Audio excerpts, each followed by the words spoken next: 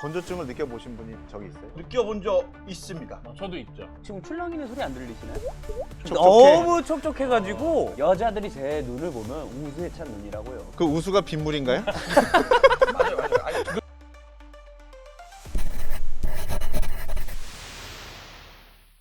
안구 건조증 개선 방법은 인공 눈물을 사용하거나 아니면 불규칙한 생활 습관을 좀 개선을 해볼 거냐. 뭐 어떤 습관을 개선해야 안구 건조증이 개선되는 거예요? 저는 사실 TV를 1.5m에서 2m 뒤로 보는 습관이 있고 집이 그렇게 좁은데 어떻게 뒤로 갈 수가 있죠? 혹시 남의 집 TV 보나요? 밑에 집 TV 봅니다. 아무튼 저는 그렇게 생각합니다. 어릴 때부터 우리 엄마가 항상 했던 말, TV 떨어져서 봐. 근데 이제 그걸 지키게 되고 그리고 모니터를 조금 더 멀리서 보게 되니까 지금 출렁이는 소리 안 들리시나요? 촉촉해. 안구의 수분이 촉촉해. 너무 촉촉해가지고 여자들이 제 눈을 보면 우수에 찬 눈이라고요. 이게 전 생활 습관으로 개선된 저의 촉촉한 안구거든요. 저는 그 인공 눈물에 대한 도움을 받지 않아도 충분히 이 생활 습관으로만으로도 안구를 촉촉하게 만들 수 있다라는 점을 얘기해 봅니다. 안구 건조증이 왔다는 건 이미 좀 많이 좀 진행이 된 상태라고 저는 생각이 들어요. 생활 습관 개선도 물론 중요하지만서도 인공 눈물 만들어 놓은 거 있잖아요. 이걸 갖다 그때부터 자기 눈에다 넣기 시작해갖고 촉촉하게 만들어주고 시간을 두고 가면서 이 건조증을 갖다가 낫게 해주는 방법이 가장 합리적인 방법이 아닐까. 당장은 좀 인공 눈물이 필요하다. 아주 좋은 얘기였어요. 제가 지금 네. 갑자기 문득 생각이 들었는데 네. 촬영을 하는데 어떤 여배우가 인공 눈물을 계속 좀 약간 킥 느낌처럼 계속 넣더라고. 네. 이거에 의존을 하다 보니까 네. 신체 자체 내에서 이거를 만들려고 하는 기능이 저하가 돼가지고 요거에 의존하다 보면은 나중에 갈수록 더 최악이 된다. 인공 눈물을 쓰다 보면 왠지 우리가 눈물을 만들어내는 능력이 저하될 것 같기도 하다. 그거 약간 일리가 있는 것 같기도 하고. 자, 일단은 안과적인 입장에서 눈을 깜빡거리는 횟수가 되게 중요한데 네. 4초에 한 번 정도는 깜빡거리는 게 가장 기본적으로. 근데 집중을 하게 되면 15초가 돼도 깜빡거리지 않고 계세요.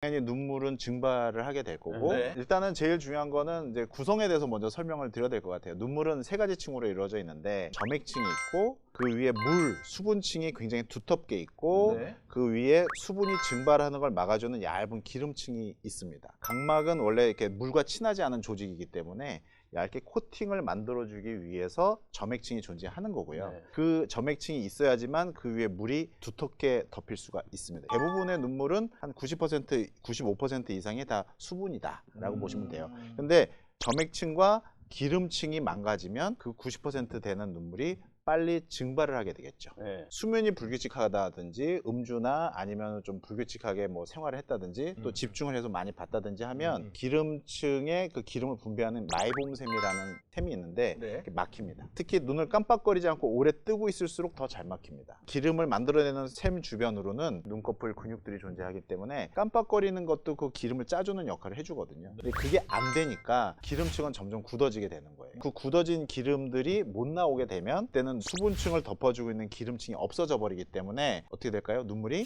빨리 증발하겠죠. 그래서 결론이 뭐예요? 결론이 아니 뭐 이렇게 길게 얘기하는데 결론이 뭐예요? 결론이? 어쨌든 규칙적인 생활 습관이 더 중요하고 네, 역시. 그래서 일찍 자고 집중을 조금 덜 하거나 아니면 집중을 하더라도 자주 깜빡거려주고 하는 게 제일 좋겠고요. 그러면 인공 눈물을 넣어주는 거는 네. 수분층만 보충을 해주는 거예요. 인공 눈물약을 많이 넣어도 의미가 실제로는 없네요. 네, 의미가 없습니다. 생활 또 날라가야 습관이 되겠네요. 증발을 해버리니까 그 아까 네. 설명하신 내용 중에 기름을 짜주는 그 네. 샘이 막히고 파이프가 막히면 네네네. 그러면 그게 막혔다는 거는 본인은 알기가 좀 어렵잖아요. 내 어렵습니다. 눈물이 이게 기름진지 그냥 맞지. 물만 있는지 그거는 뭐 알 수 있는 방법이 있거나 네네네. 안구 건조증이 좀 있다는 거는 그럴 확률이 좀 있으니까 그런 경우에 안과에서 검진을 하면 알게 되는 맞습니다. 건가요? 그러니까 여러분들이 가끔 하늘을 봤을 때 또는 하얀 벽을 봤을 때 이렇게 막 떠다니는 거 어, 있죠? 그런 적 있어요. 그거는 먼지랑 굳어져 있는 기름이 떠다니는 거예요. 오, 신기하네. 네. 나 손으로 몇 번 잡으려고 오! 해봤어. 그래서 이거는 내가 일단 건조한 거예요. 아. 기름이 퍼지지 못하고 뭉쳐있는 게 보이는 거예요. 아, 첫 번째 그걸 알 수 있고 두 번째는 눈이 뻑뻑하고 충혈되고 특히 알러지가 좀 동반된 경우는 실눈곱까지 같이 생길 수 있겠고 그렇다 그러면 이제 건조증이 어느 정도 동반돼 있다고 보시면 되겠고요.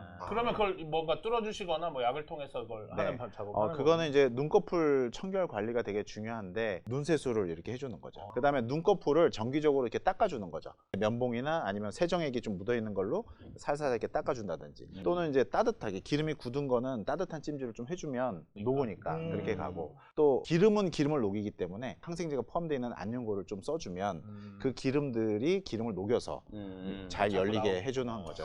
그래서 이거를 하나만으로는 너무 힘들고요. 그쵸. 오셔서 한번 보시고 또 원인에 따라 좀 달라요. 또 모낭충이라고 있습니다. 모낭충이 얼굴에 피부에 있는 게 아니라 그쵸. 눈에도 네, 있어요? 눈썹 뿌리에도 있습니다. 그 모낭충이 눈썹 뿌리에 이렇게 박혀 있게 되면 머리를 속으로 박고 꽁무니를 바깥쪽으로 내놓고 있거든요. 네. 배출물을 내놓게 되는데 이 배출물이 속눈썹 뿌리에 다 달라붙게 돼 있어요. 네. 근데 그러면 그거 자체가 또 들어가도 눈이 되게 따가워요. 어. 그럴 때는 이제 그냥 세수를 한 번 더 해주는 거지. 비누를 약간 묻혀서 눈주만 좀 해주고 그리고 연고 넣고 온찜질 해주고 그리고 세수하고 또 안약 넣고 자는 거죠. 결론적으로 이 인공 눈물은 이 눈물의 수분만 보강을 해주는 거고 결과적으로 좀 더 궁극적으로 생활 습관을 개선해서 그렇죠. 100%입니다. 건강한 눈을 지킬 수 있지 않을까 뭐 이런 내용이었던 것 같습니다. 재밌네요.